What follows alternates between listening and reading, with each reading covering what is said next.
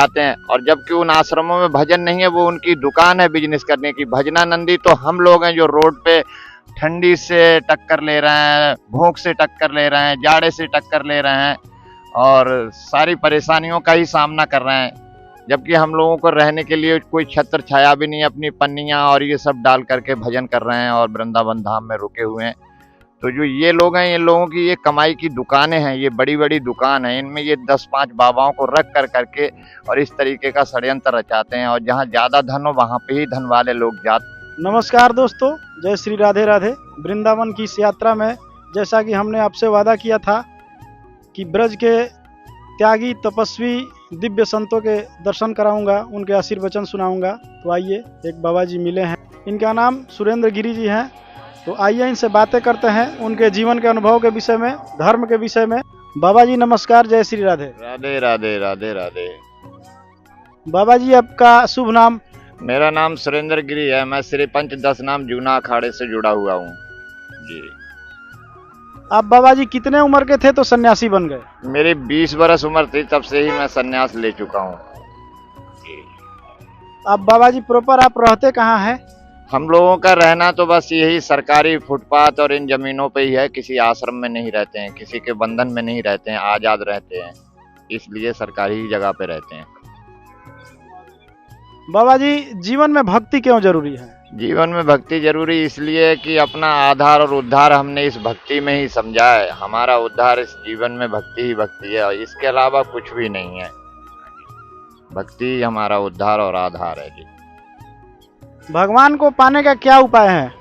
भगवान को पाने का उपाय ये है कि अपनी सच्ची नीतियां रखिए और बढ़िया तरीके से चलिए, ये इसी में भगवान मिल जाते हैं। और भगवान को पाने का कोई ऐसा मंत्र नहीं है जिस मंत्र को जपा जाए तो भगवान आ जाएंगे। अपनी नीतियों को देख करके भगवान आपसे खुश होते हैं और आते हैं आपके पास। अगर आपके मन में दुराचार और पाप होगा तो भगवान क्या और क्या भक्ति आपकी, कुछ भी नहीं। निर्मल मन सो जन मोह पावा, ये भगवान जी ने कहा है। बाबा जी आजकल युवा पीढ़ी बहुत टेंशन और डिप्रेशन में रहता है, बहुत सारे युवा आत्महत्या भी कर रहे हैं। तो इससे बचने का क्या उपाय है?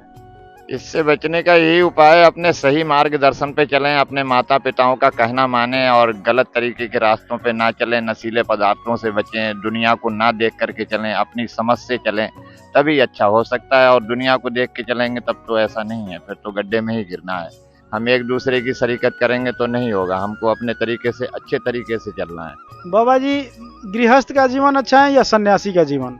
ये अपनी अपनी जिम्मेदारी। अगर गृहस्थ में है तो अपने जीवन को आप अपने बच्चों के साथ जिम्मेदारी की निभाइए। अगर महात्मा हो चुके हैं तो उस तरीके से आप कट्टर महात्मा पंथी में रहिए, अपने संत हिसाब से रहिए। दोनों ही जीवन अच्छे हैं जिस तरीके से आप निभा सकें। बाबा जी आप किस संप्रदाय से ताल्लुक रखते हैं? हम तो संप्रदाय में तो सभी संप्रदायों से ताल्लुक रखते हैं। हमारे सभी संप्रदायों वाले भाई हैं, हमारे बाबा हैं, हमारे महात्मा हैं और सब सारा संसार ही हमारा भाई बहन है, इसलिए हम सबसे ही प्यार रखते हैं। बाबा जी जो हमारे हिंदू धर्म में और सारे धर्मों में भी हैं, पाखंड हो रहा है, तो पाखंड के विषय में क्या कहना चाहेंगे?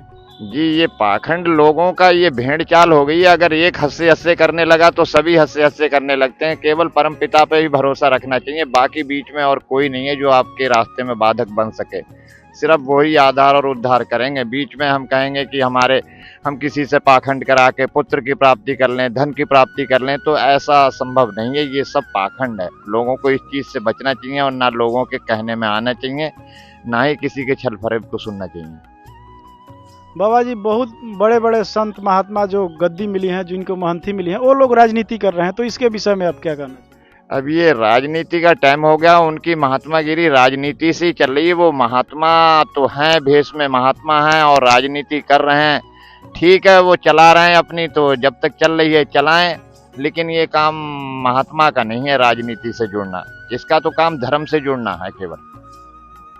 बाबा जी जैसा कि देखा जा रहा है कि बहुत सारे ऐसे बहुत ज्ञानी संत नहीं हैं, लेकिन लोगों को भ्रमित करके करोड़ों अरबों रुपया कमा रहे हैं धर्म के नाम पे, तो इसके विषय में क्या कहना चाहेंगे? जी जी, ये ज्यादातर पाखंड ही करते हैं लोग कि हम ऐसा कर देंगे, वैसा कर देंगे और आपको इसकी प्राप्ति करा देंगे। ये सब पाखंड है, ये ढोंग है, ये सत्य हो ही नहीं सकता है।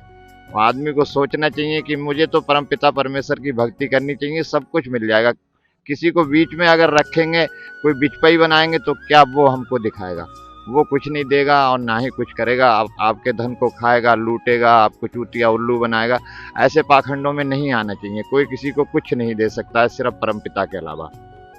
बाबा जी, जैसा देखा गया है कि जो कुछ महात्मा ऐसे हैं जिनकी अपार्टमेंट पे अपार्टमेंट बनती जा रहे हैं, फिर भी लोग वहीं जाके दान कर रहे हैं, चाहे उनकी ही कोष को भर रहे हैं। और बहुत सारे ज़रूरतमंद बाबा हैं जिनको बहुत सारी चीज़ों का आवश्यकता है, उन लोगों को दान नहीं कर रहे हैं। तो ऐसे दर्शकों को आप क्या कहना चाहेंगे? ऐसे दर्शकों को ये कहना चाहूँगा मैं कि उनकी बड़ी बड़ी फैक्ट्रियाँ चल रही हैं, कारखाने चल रहे हैं, आकर के आश्रम से जुड़ते हैं, 5 लाख का भंडारा कराते हैं, 25 लाख की पर्ची कटाते हैं, 10 लाख महंत को देते हैं और वो चले जाते हैं। और जबकि उन आश्रमों में भजन नहीं है, वो उनकी दुकान है बिजनेस करने की। भजनानंदी तो हम लोग हैं जो रोड पे ठंडी से टक्कर ले रहे हैं, भूख से टक्कर ले रहे हैं, जाड़े से टक्कर ले रहे हैं और सारी परेशानियों का ही सामना कर रहे हैं। जबकि हम लोगों को रहने के लिए कोई छत्र छाया भी नहीं, अपनी पन्नियाँ और ये सब डाल करके भजन कर रहे हैं और वृंदावन धाम में रुके हुए हैं। तो जो ये लोग हैं, ये लोगों की ये कमाई की दुकानें हैं, ये बड़ी बड़ी दुकान है, इनमें ये 10-5 बाबाओं को रख कर करके और इस तरीके का षड्यंत्र रचाते हैं। और जहाँ ज़्यादा धन हो वहाँ पे ही धन वाले लोग जाते हैं। उनको सुख सुविधा मिलती है कि बॉम्बे और दिल्ली से आए हैं, आश्रम में रुक रहे हैं, AC और DC कमरे मिल रहे हैं, महंत जी उनको सारी सुविधाएं दिलवा रहे हैं, वो उनसे जुड़े हुए हैं। लेकिन वहाँ पे भजन नहीं होता, ये उनका बिजनेस है। बाबा जी, गृहस्थ जीवन में रहते हुए भगवान की प्राप्ति कैसे किया जा सके?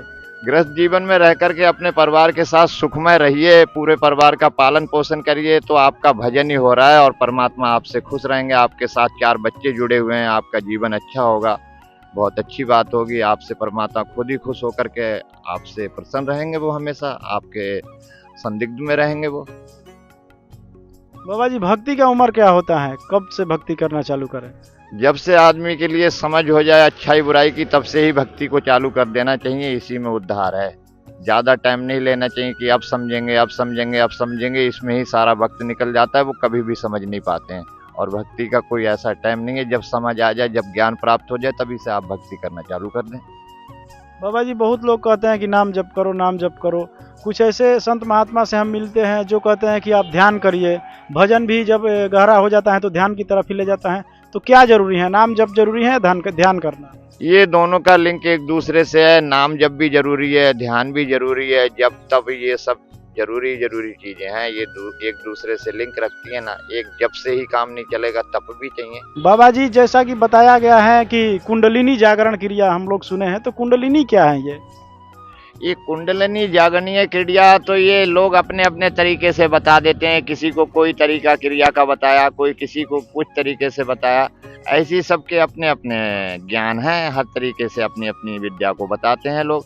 लेकिन प्रभु के मार्गदर्शन का तो एक ही रास्ता है कि नाम जपिए, सच्चे मन से रहिए, बहुत अच्छे ध्यान से रहिए, यही मैं कहूँ। बाबा जी, मनुष्य का जन्म क्यों हुआ है? इसका क्या मुख्य उद्देश्य है?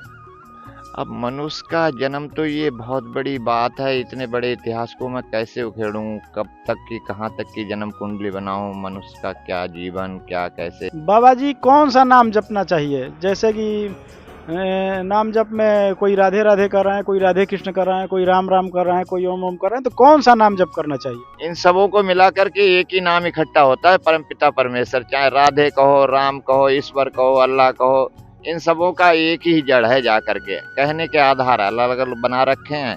ये अयोध्या में राम जी हो गए, ब्रज में हमारे राधे राधे हो गई, और कहीं पहाड़ों की नगरी में जय भोले हो गई। तो ये तो जगह जगह की बात है, लेकिन नाम सब एक ही है। पानी एक ही जगह जाता है, सब नदियों का इकट्ठा होकर के समुद्र में ही गिरता है। तो इसलिए नाम सब एक ही हैं। किसी भी तरीके से आप ले लो, आप अच्छे मन से। चाहे कोई भी इन नामों में से कोई भी नाम चुन के बस उस प्रभु से जुड़ जाना है, यही कहते हैं ना? जी, किसी भी नाम को लेकर के उस प्रभु से जुड़ जाना है। अगर आप ईंटा को भी कह करके राधे राधे रखेंगे तो भी बहुत अच्छा है, पत्थर को भी कह करके आप राधे राधे रखेंगे तो भी बहुत अच्छा है। जो भी नाम से आप जुड़ जाएं वही अच्छा है। जैसा कि आप लोगों ने सुना, महाराज जी ने बताया कि आप नाम जप करिए, बस मेन ये है कि आप प्रभु से जुड़े रहिए, किसी तरह प्रभु से जुड़ जाइए, सच्चे मन से जुड़ जाइए। तो वृंदावन की इस यात्रा में मैं त्यागी, तपस्वी, साधु संतों, महात्माओं का आपको दर्शन कराता रहूँगा। इसी के साथ आपसे मिलते हैं अगले वीडियो में।